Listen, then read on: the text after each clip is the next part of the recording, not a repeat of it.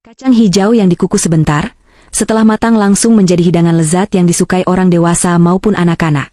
Siapkan 1 karung kacang hijau, lalu rendam dalam air bersih selama 2 jam. Setelah direndam, masukkan kacang hijau ke dalam kukusan, kukus dengan api besar selama 30 menit, hingga mudah dihancurkan dengan tangan. Kemudian, masukkan ke dalam mangkuk, tambahkan 200 gram tepung ketan, dan 1 bungkus susu cair. Jika tidak ada bisa diganti dengan air. Lalu aduk rata menggunakan sendok. Ada orang yang suka menonton video dengan tenang, tetapi diam-diam memberikan jempol pada layar. Orang seperti ini sangat menggemaskan, aduk hingga menjadi seperti dalam video. Kemudian olesi cetakan dengan minyak, tuangkan adonan ke dalam cetakan, lalu kukus selama 15 menit. Setelah matang, dinginkan di lemari es selama 2 jam.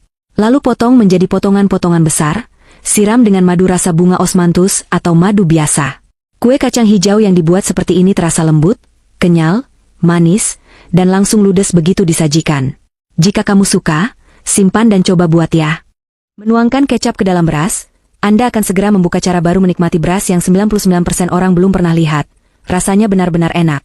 Tuangkan beras yang sudah diaduk rata ke dalam rich cooker, tambahkan air untuk memasak, 1 sendok minyak goreng, tutup, dan tekan tombol memasak.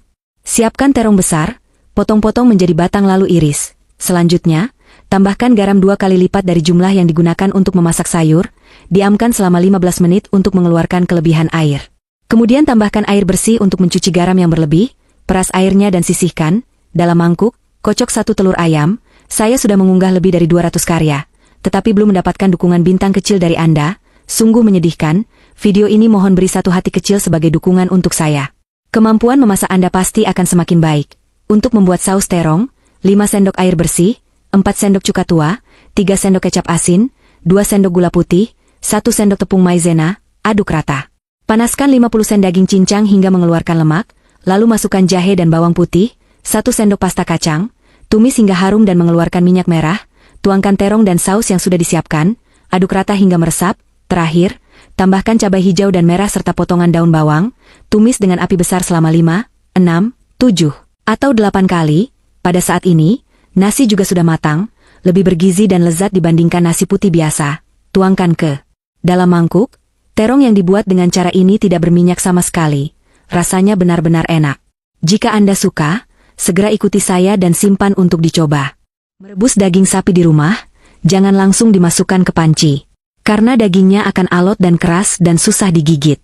Saya akan membagikan resep dari pengalaman 50 tahun saya sebagai tukang daging. Dijamin daging sapi akan selembut tahu, nenek saya yang tidak punya gigi pun bisa makan semangkuk besar. Daging sapi setengah kilogram dipotong-potong, lalu masukkan ke dalam air hangat, tambahkan 1 sendok teh garam, rendam selama 15 menit, untuk mengeluarkan kotoran dari daging sapi.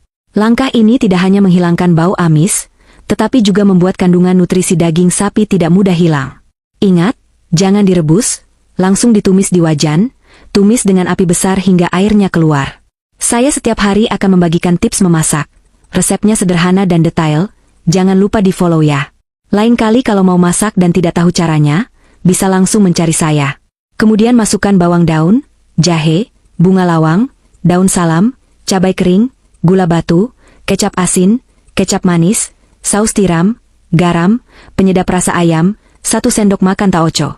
Pastikan menggunakan air mendidih, ini adalah kunci agar daging sapi empuk dan bumbunya meresap. Setelah itu, tutup dan rebus selama 50 menit, lalu masukkan kentang dan wortel, rebus lagi selama 20 menit. Terakhir, masukkan potongan daun bawang, dan kentalkan kuahnya. Daging sapi bumbu kuning yang dibuat seperti ini akan terasa kaya rasa, empuk, dan tidak membuat gigi sakit. Kalau kamu sudah bisa membuatnya, seluruh keluarga akan memujimu sebagai koki hebat.